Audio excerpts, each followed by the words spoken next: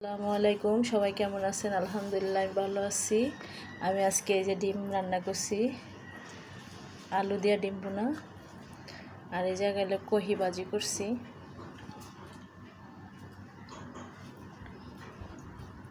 ভাজি করার কালে ভিডিও করতে পারি নাই, কারণ অনেক ব্যস্ত ছিলাম। তাই যদি আমার ভিডিওটা ভালো লাগে লাইক কমেন্ট শেয়ার করবেন।